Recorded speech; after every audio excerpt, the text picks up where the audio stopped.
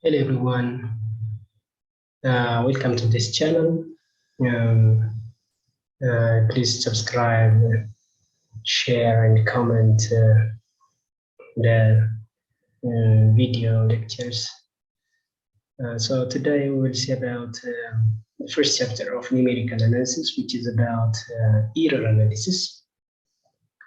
So numerical analysis is just a branch of mathematics which studies about the methods and algorithms that are used for solving different problems in different areas, such as in mathematics, physics, computer science, medicine, social science, and other life science areas. So numerical techniques are widely used by many scientists, so that analytical solutions are certain limitations in practical applications. Sometimes exact solutions are not possible. So in that case, the major advantage of the numerical technique is that numerical answer can be obtained even though the problem has no analytical solution. However, the results from numerical analysis are approximations, and these approximation solutions are made as accurate as possible. And the reliability of the numerical methods results are dependent on the error estimate or bound. So that it's good to see the analysis of error and source of error numerical methods is a critically an important part in studying the numerical techniques. So the main purpose of numerical analysis, as we have said before, and scientific computing is that to develop an efficient and accurate method, the more fastest convergent technique to compute a given to compute approximate solution to the given quantities that are difficult or impossible to obtain its analytical solutions. So let's see, in numerical analysis, there are two types of numbers. These numbers are exact and approximate numbers, and an exact number is a number that represents exact number that represents itself, and within the exact number, no uncertainty is associated with it, and there is no approximation is taken from the exact number.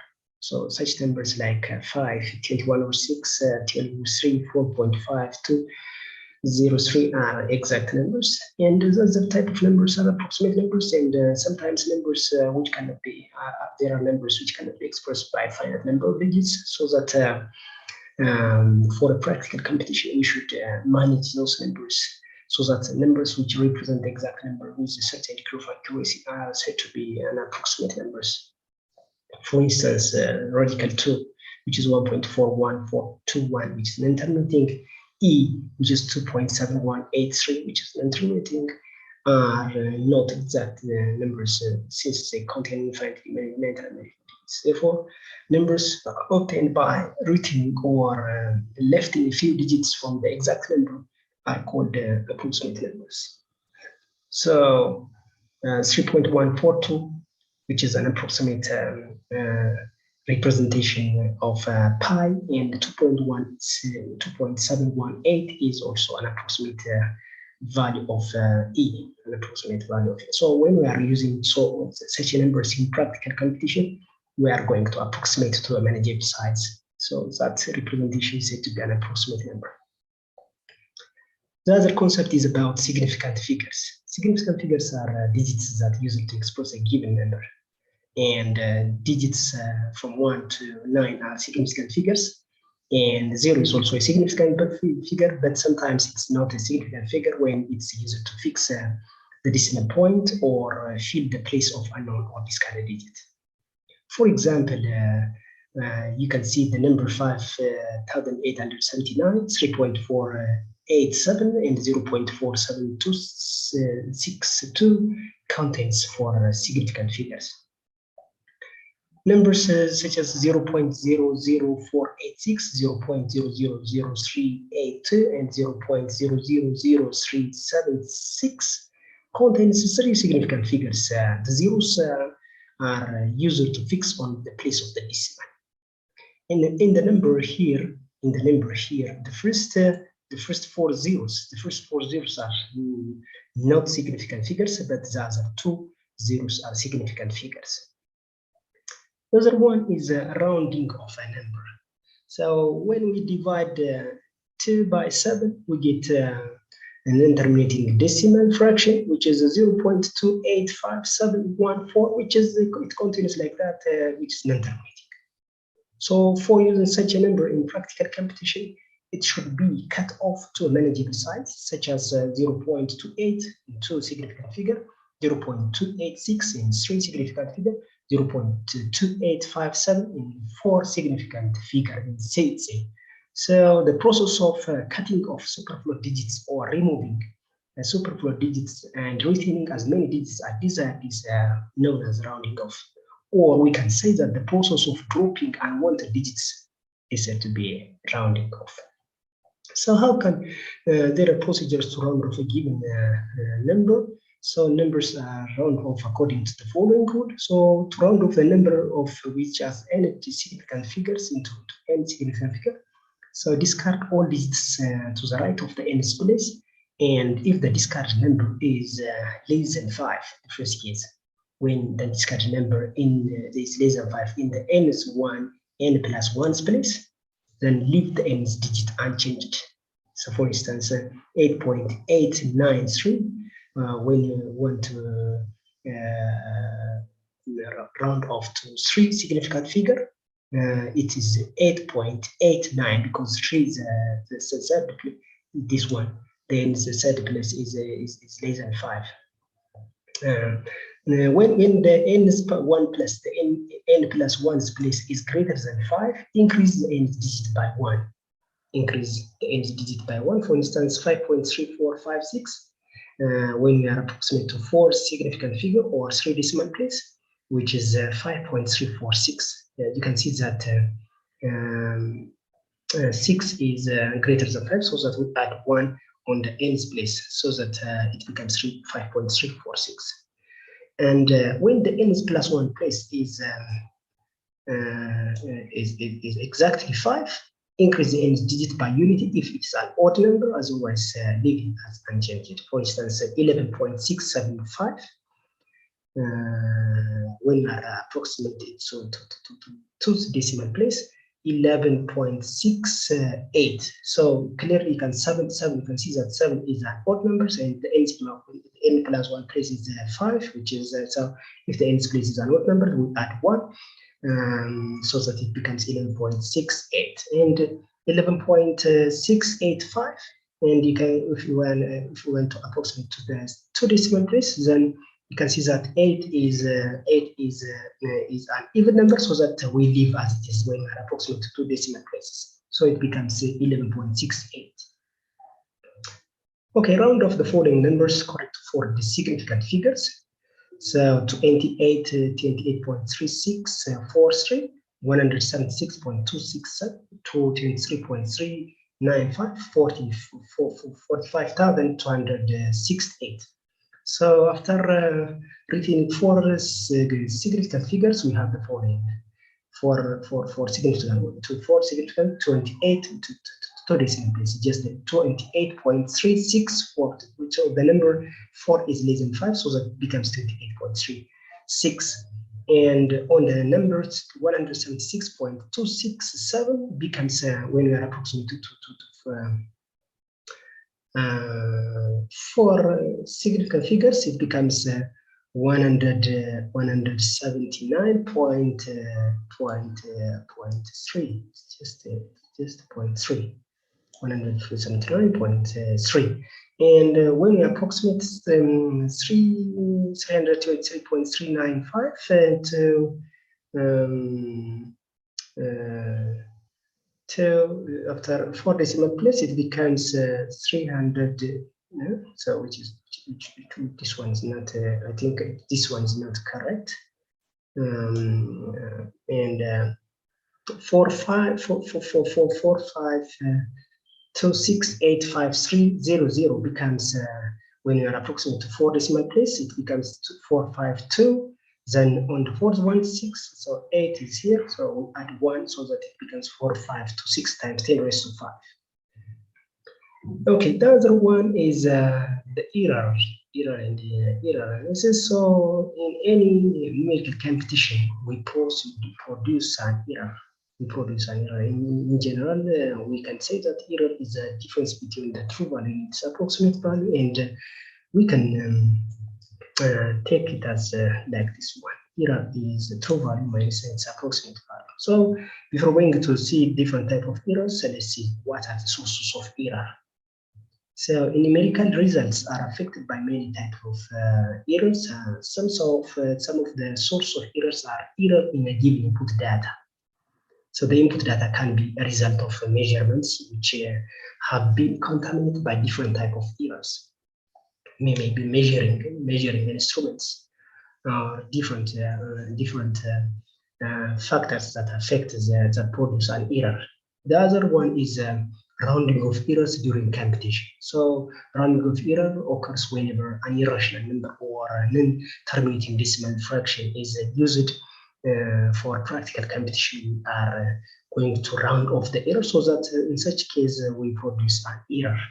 The other one is truncation error. Truncation error occurs, for example, when an infinite series is broken off to finite terms, and when a nonlinear function is approximate with a linear one, so we produce an error. And the fourth style source of error is implications in mathematical models. So clearly we can see that mathematical models are representation of a real phenomena, so that when we are representing the real phenomena, we cannot express exactly with an equation, so that we use simplifications, so that that simplification produces an error. And the last source of error is human errors and machine errors. Humans produce by themselves an error, and the machine itself produces an error where we are computing when we are computing while going to analyze the given problem. Generally, errors may be divided into the following different type of sources. The first one is an inherent error. An inherent error is an error which is already present in the statement of the problem before we compute its solution. So inherent errors arise either due to simplified assumption in the mathematical formulation of a problem, or due to the physical measurement of the parameters of the problem. And these inherent errors can be minimized by obtaining better data and by using high precision computing aids in evaluating the data. The other one is round-off error. Round-off error is a quantity which arises due to the process of rounding of a number, and this rounding of error can be reduced by carrying competition with more significant figures at each competition step. And the third type is truncation error. This type of error is caused by using approximate formula in competition or replacing an infinite series by a finite one. And this when a function is, for instance, the series when we are truncating to a finite stage, then that after that term it will be an error. So if we take this function e raised to x, which is equal to represented by 1 plus x squared over 2 factorial plus x cubed over 3 factorial plus x to the power 4 over 4 factorial plus n. When we replace this one in competition with a finite one, with 1 plus x squared over 2 factorial plus x cubed over 3 factorial, which as an approximate value of this one, then the truncation error will be the exact one minus the approximate one. It will be x to the power 4 over 4 factorial plus x to the power 5 over 5 factorial plus x to the power 6 over 6 factorial will be taken as a truncation error in competition.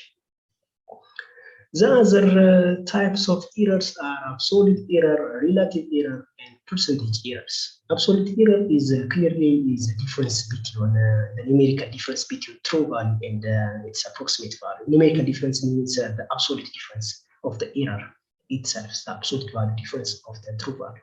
The minus its exact value minus its approximate value.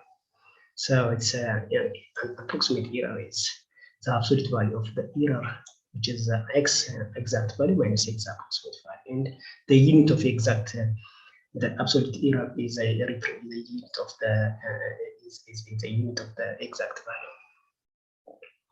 And the other one is a relative error, is the error which is obtained by dividing the absolute error with the exact value, with its exact value. So the relative error is defined as like this one, exact, the absolute error over its exact value. And unit of the relative error is independent of it. It has independent. And the percentage errors is multiplying the relative error by 100, so that it's represented by this one. It's represented by this one. The similarly, like relative errors, the percentage errors are also independent of units. Let's see an example. Find the absolute percentage in relative error of if we round off 3 decimal digits given to round when we are rounding off x to 3 decimal places. When we are rounding off to 3 decimal, which x is equal to 0.005998. So when you round off this one to 3 decimal place, an approximate value will be 0.006 3 decimal place, or one significant figure. So therefore, error is a true value minus its approximate value. So this one will give 0.005998 minus 0.006, which gives negative 0.000002.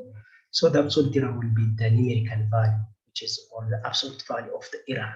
So it becomes positive 0.000002. So the relative error will be the absolute error over its exact value. So it will be 0.000002 over 0.005998. So it becomes 0.003344. And the percentage error is the percentage error is 100 times its relative error, so that it becomes 0.3344.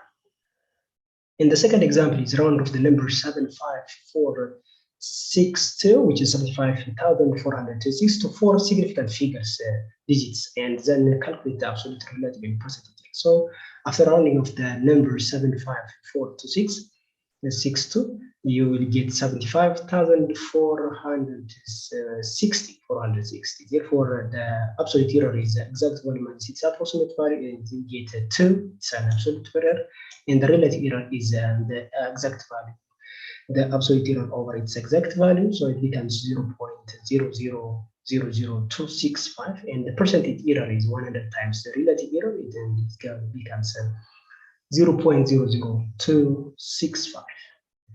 And the third example is 3 approximate values of 1 over 3 is given, which is 0.30, 0.33, 0.34. Which of these 3 approximations is the best? So to find the best approximation, we compare the absolute errors. The number which has least absolute error gives a best approximation. Therefore, true value is 1 over 3, which is 0.3333, and infinity. Then the approximate value is xa. The first approximate value is x approximate 0.3. So the absolute error will be x minus x approximate, which is 0.3333 minus 0.30. So you will get 0.03333.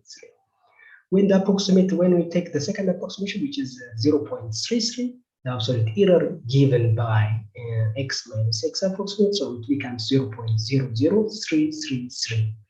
And the third approximate value is 0.34. The absolute error given by x minus x is, which is 0.3333 minus 0.34, which is 0.00667. Hence, which one is the least one? You can see that 0.0333, 0.0033, and 0.00667. So you can clearly see that 0.0033 is the best approximation. So that 0.33 is the best approximation to the given number. So the other remark is if we approximate, if xa is an approximate value of x correctly round off to n decimal places, then x minus x approximate is always less than equal to 1 over 2 times 10 raised to minus n. So if x is equal to 8 over 9 and the exact decimal representation of x is 0.888, find the absolute error using an approximate rule when it is round off to 3 decimal places. So what would be its approximate value when it's round off 3 decimal places? So we have x is equal to 8 over 9, and we are going to approximate to 3 decimal places. So the decimal representation of x round off to 3 decimal places is x equal to 0.889. Then x approximate its absolute error is 8 over 9 minus 0.889, which is 8 over 9 minus 889 over 1000. So when you are solving this one, which is the absolute value of minus 1 over 9000, so which is always less than equal to 1 times 10 raised to minus 3. Therefore, the absolute error is less than, always less than. We'll see the general formula for an error for a function of n variables. So define the function y, which is equal to f of x1 next up to xn, be a function of n variables. So to determine the error committed by the dependent variable y, which is denoted by the error, which this one delta y, due to the errors in the independent variables, where the errors in the independent variables are denoted by delta x1, delta x2, delta xn. When we read them, which is said to be the error in x1, the error in x2, and the error in xn. So which we can write in such a way: y plus the error in y, which is equal to f of x1 plus the error in x1 plus x2 plus the error in x2 plus comma xn plus the error in xn. So which is the formula for the error committed by the independent variables will produce an error in the dependent variable. So expanding this side, we know that using Taylor series we can expand for a function of single variable. So for a function of multivariable, we can expand this one in such a way: f of x1, x2, xn plus the error in x1 times the partial derivative with respect to x1 plus the error in x2 times the partial derivative with respect to x2 plus the error in xn times the partial derivative y with respect to xn. And the third term is 1 over 2 times the error in x1 the whole square times the second partial derivative y with respect to x1 with respect to x1, plus the error in x2 the whole square times the second partial derivative y with respect to x2 plus the error in xn the whole square times the partial derivative, the second partial derivative y with respect to xn plus the other terms, So when we are expanding the right hand side of this equation, we get this one. Now we know that the errors in x1, x2, and the errors in xn are clearly very small numbers, and when we square q and when we are powering them more higher than 2, the values of these errors becomes very small or negligible, so that we can remove those terms which are power greater than 2. So we can remove these terms.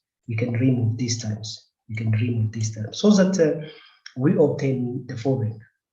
So y plus the error in y, which is equal to f of x1, x2, xn plus the delta time, the error in x1 times the partial derivative y with respect to x1 plus the error in x2 times the partial derivative y with respect to x2 plus the error in xn times the partial derivative y with respect to x. We get this formula, which is the reduced formula of the equation 1.2. So we know that from the given that y is equal to how much, which is y is equal to f of x1, x2, xn. Therefore, cancelling these two terms, this one and this one, we get the general formula for an error. So the error in y is equal to the error in x1 times the partial derivative with respect to x1 plus the error in x2 times the partial derivative with respect to x2 plus the error in xn times the partial derivative with respect to x, which is the general formula for an error for a function of n variable. So we can reduce this one depending on the function. If the function is a function of two variables, so the general formula for an error will be reduced to the function of two variables, with two variables, and such like. Now, if equation 1.4 is divided by y, then we get the relative error. We get the relative error. So the relative error is given by this one. So the relative error is the error in y over y. So which is the error in x1 times y over y times the partial derivative y with respect to x1 plus the error in x2 over y times the partial derivative y with respect to x2 plus the error in xn time over y times the partial derivative y with respect to xn. So, and taking the modulus or absolute value of the equation 1.4 on the general formula, when we are taking the absolute value of this general formula and applying the triangular inequality, so we get the maximum absolute error. We get the maximum absolute error, so which is given by this one. The maximum absolute error is this one. And also similarly, taking the absolute value of this equation, the relative error, we get a maximum absolute error. We get the maximum absolute error, so which is given by this one. The maximum absolute error is given by this one. Now let's strengthen this one with an example. If we have given a function u, which is a function of one variable, clearly you can see that 2n to the power of 6 minus 5n. So u, which is equal to 2 times n the power of 6 minus 5n.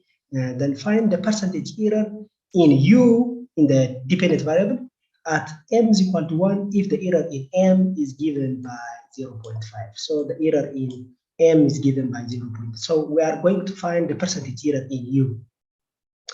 Now it's clearly it's given that u is a function of one variable. Then we need the partial derivative. We need the partial derivative. We need the partial derivative of u with respect to m. Since it's a function of one variable, the general formula will be this one. The general formula for a function of one variable. The general formula for an error for a function of one variable is the error in u is the error in m times the partial derivative with respect to m. With respect to m. So the partial derivative of u with respect to m is clearly, you can see that to the power of which is 6 times 2, which is 2 to the power of 5 minus 5 is a partial derivative, and the error in m is clearly it's given 0.05. Therefore, we are going to find the percentage error. So the percentage error is the error in u over u times 100. So we get the error in u, the partial derivative of u with respect to m is this one, and the error in u is 0.5. So substituting those terms, so m is clearly 1, m is 1, which is 12 minus 5. Substituting the value of m is equal to 1. So substituting this value on this equation, which would get 12 minus 5 over 2 minus 5 times the error in u, which is 0.05 times 100. So it becomes 7% times 5, which is just 11.667%. So the maximum percentage error is this one. Percentage error is this one. The second example is if we have given u, which is equal to 4x squared times y cubed over z to the power of 1. Then and the error in x, y, z be 0.1, 0.2, and 0.0 respectively. Compute the absolute and relative maximum errors.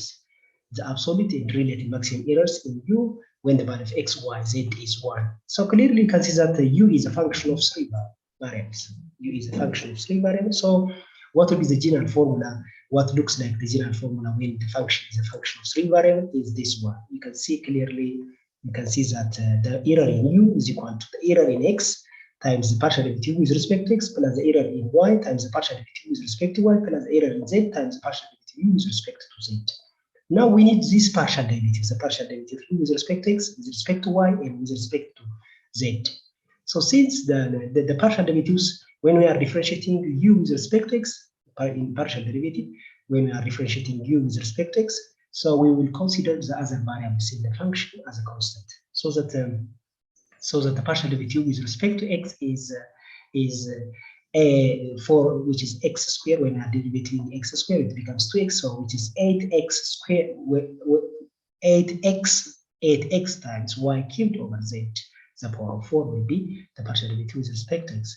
And the partial derivative u with respect to y, similarly, when we are differentiating with respect to y, we will consider x and z as a constant, so that differentiating y cubed, it becomes 3y squared. So 3 times 4 is theorem x squared y squared. Z to the power of 4 will be this partial derivative. And the partial derivative with respect to z is, where the partial derivative with respect to z is considering x and y as a constant, then differentiate z to the power of 4. 1 over z to the power of 4 is negative.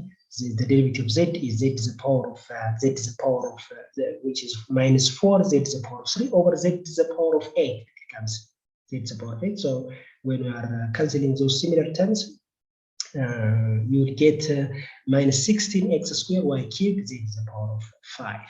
Z to the power of 5. Okay. Then when you are evaluating these values, the partial derivatives at x, y, z, the partial derivatives at x, y, z, the partial derivative with respect to x at x is equal to y, at x, y, z is equal to 1, it gives 8. The partial derivative with respect to y, when you evaluate at x, y, z, it gives 12, and the partial derivative with respect to z, when you are evaluating this one, it gives minus 16. So the absolute error, the maximum absolute error will be given by this one. The error in x times the partial derivative with respect to x, the error in y times the partial derivative u with respect to y, the error in z times the partial derivative u with respect to z.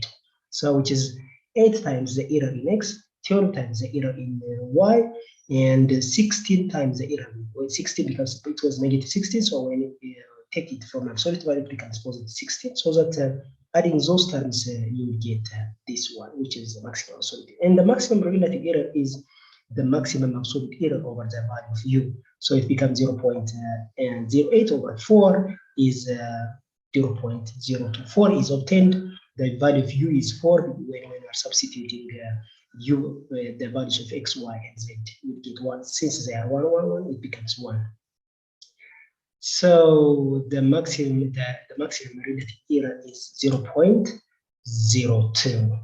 Let's take another example. The allowable error in x, y is given by this one. Have you seen? X, y is given by 0.12% and 0.505%, when x is 4.5 centimeter and y is 5.5 centimeter. Respectively. Now we need to find the percentage error in the dependent variable r, where r is given by x squared over 2y plus y over 2. Now you can see that yr is a function of 2 variables. Yr is a function of 2 variables. So what would be the general formula function of 2 variables?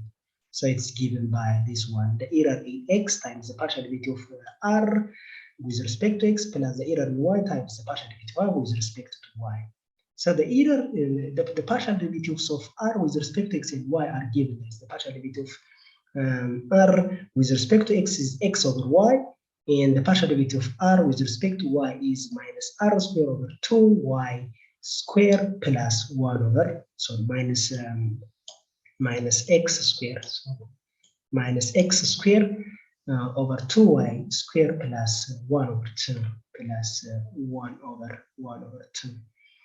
Then the partial derivatives at the values of x and y, the values of evaluating the partial derivatives with respect to x is equal to 4.5 and y is equal to 5.5. We'll get 0.8118 and 0.165289, and the value of r at these points is 3.0847. Now it's the errors in x and the errors in y, the independent variables is given in terms of percentage errors. So that let's find the errors in x and the errors in y. So the percentage error in x is given by the error in x over x times 100, which is given by 0.12. So we need this one, the error in x. So to find that, the error in x is equal to 1 over 100 times 0.2 times 4.5. So we get 0.054, and Similarly, the percentage error in y is the error in y over y times 100, but we need this value so that the error in y is 1 over 100 times 0.505 times 5.5, so which gives 0.028. Now we are asked to find the error in R. We are asked to find the error in R. So error in R is the error in X times the partial derivative R with respect to X plus the error in Y times the partial derivative R with respect to Y.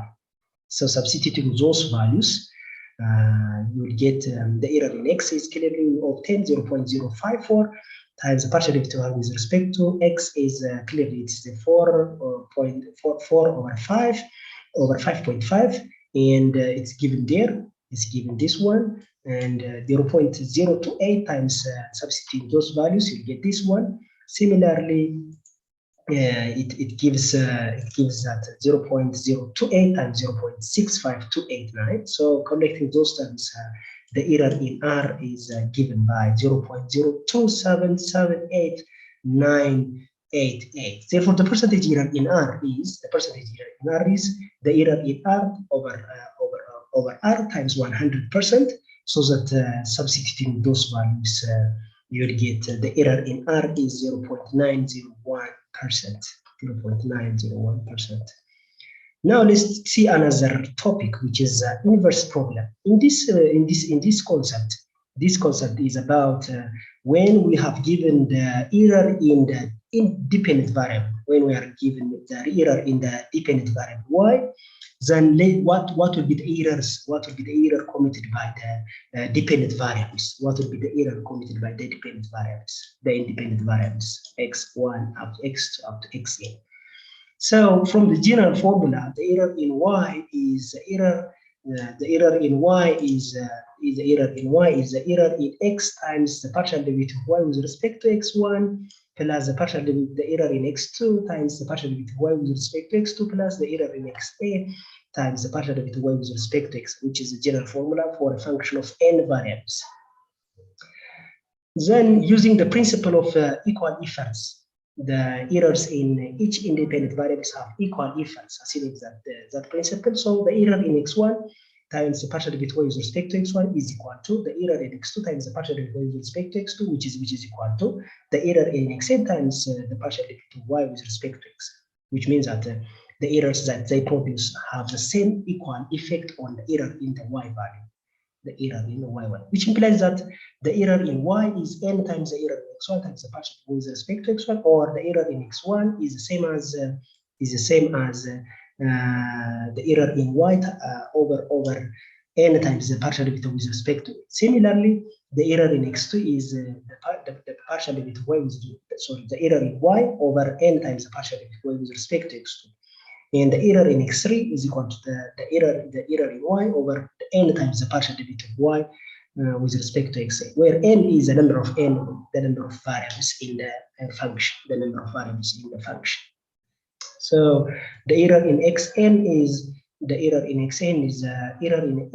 y over n times the partial derivative of y with respect to xn. So this formula is clearly to find the errors in the independent variable when error in the dependent variable is given. Let's see with an example.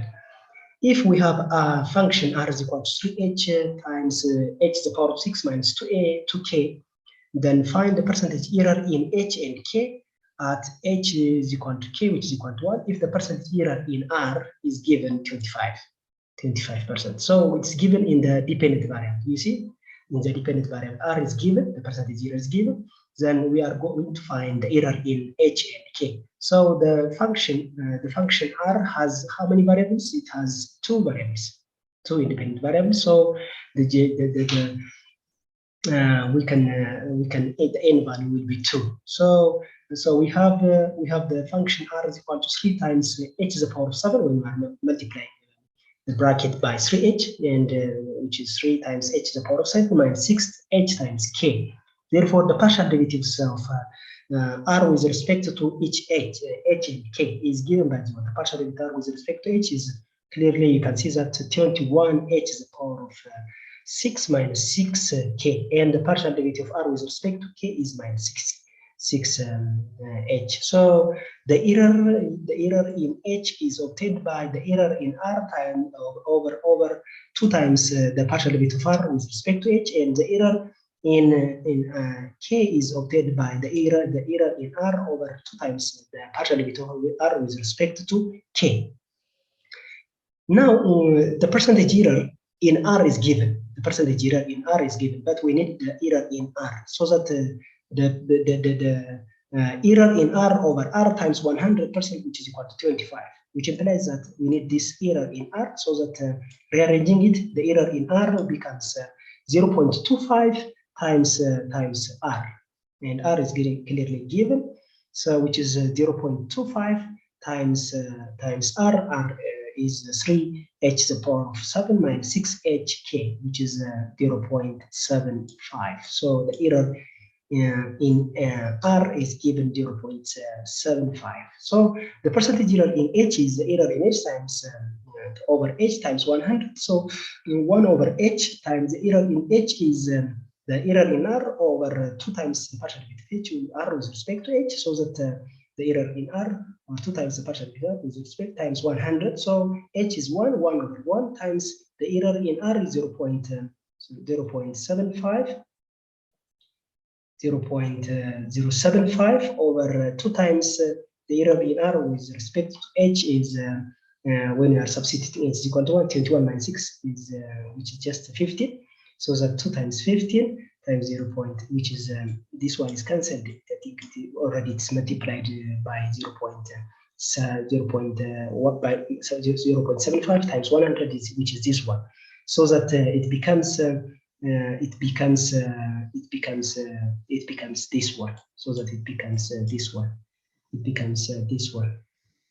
And similarly, the error in k is the error in the percentage error in k is the error in k over k times 100%, which is 1 over k times the error in k is the error in r over 2 times the partial derivative of r with respect to k times 100. So which is 1 over 1 times this one, and similarly you can cancel this term over 2 times 6, which is the partial derivative of r with respect to k is with respect to k is minus 6h, which is minus 6, which is from when we are taking it from a solid value, it becomes 6. So that which is given by this one, Let's add another example. How accurately should be the length and time of a vibration of a pendulum? Vibration of a pendulum should be measured in order that the computed value of g is correct to 0.1%. You can see that you have a vibrating pendulum, then how accurately be the length and time of the vibration should be given that g is computed correct to 0.1%. So key as a hint, the period of the vibration time t is given by t, which is equal to 2 pi times the square root of L over g. And it's given that t is equal to 2 pi times the square root of L over g, where L is the length of the pendulum. Then we have given that g is given. So we should rewrite this equation in such a way that g is a dependent variable. So when you write it, it becomes such a way.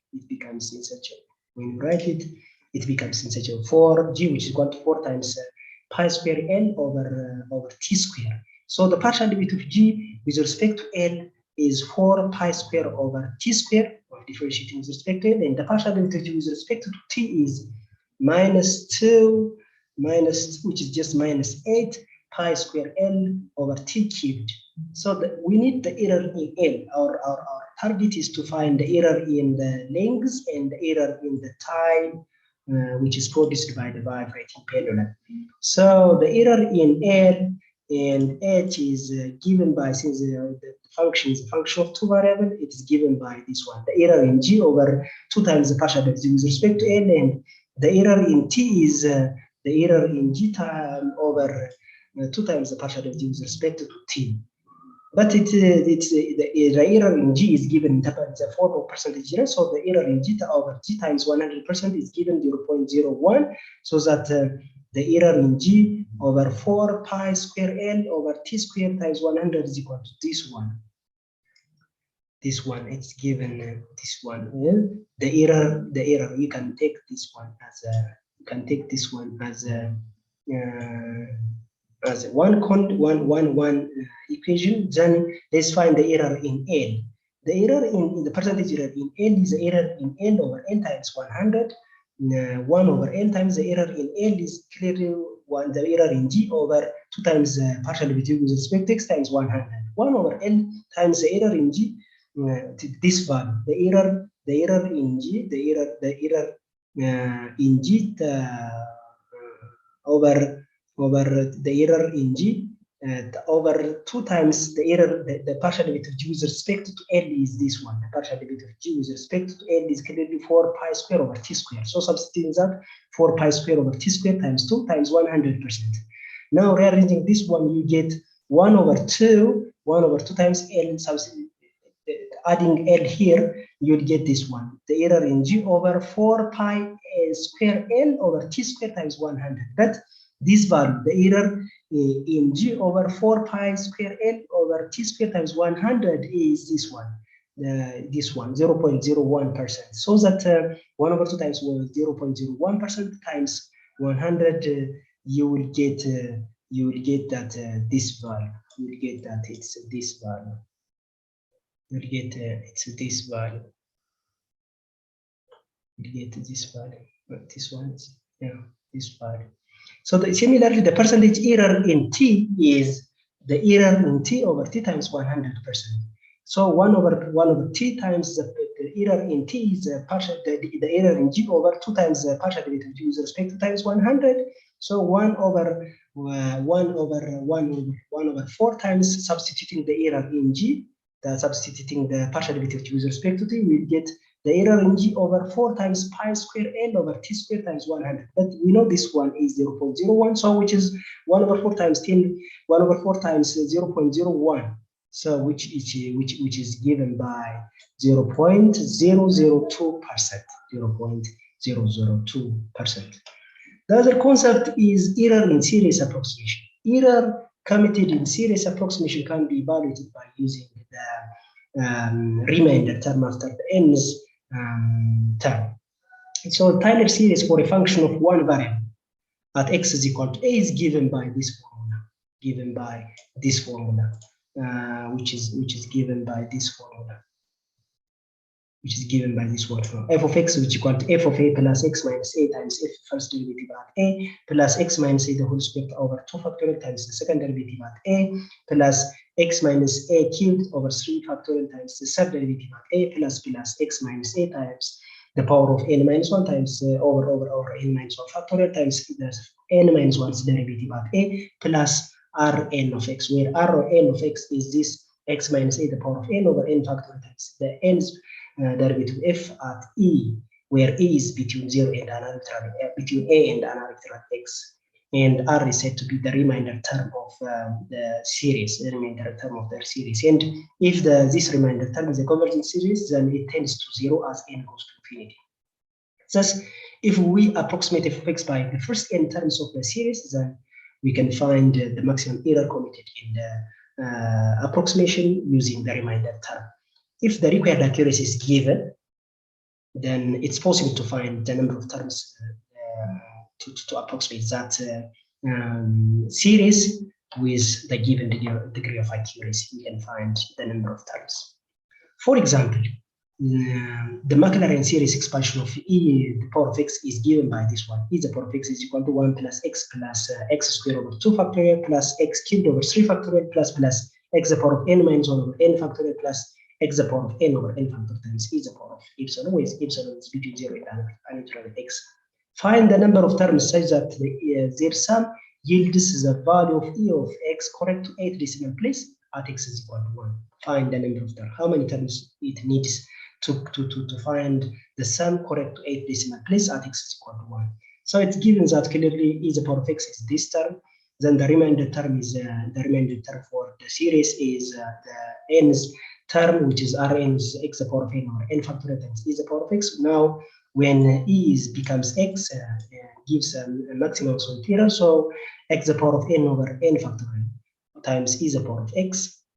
Then the maximum relative error will be dividing this one by e to the power of x. Then the maximum relative error becomes x to the power of n or n factorial. Hence, evaluating at x is equal to 1, this one you'll get 1 over n, so which is the maximum relative error. Then for 8th decimal place, which is less than or equal to 1, which is less than 1 over 2 times 10 to the power of minus 8. So by finding n, rearranging this one, you will get that the number of terms will be the 12 terms. The number of terms in the series should be 12. Hence, we need 12 terms of expansion in order to get the sum is correct to 8 decimal places. Another example is a function given f of x or tan inverse of x expanded in such a way. Tan inverse of x is x minus x to the power of 3 over 3 factorial plus x to the power of 5 over 5 factorial plus minus 1 the power of n minus 1 times x to the power of 2n minus 1 over 2n minus 1.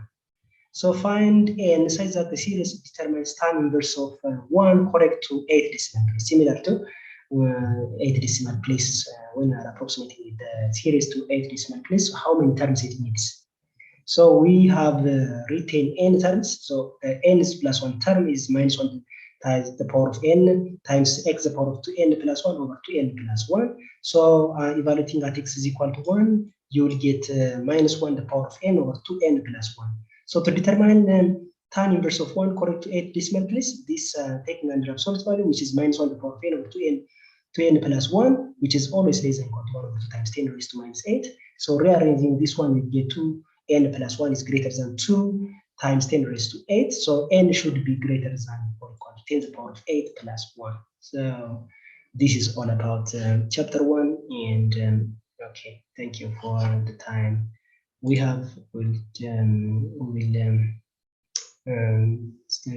get together on the next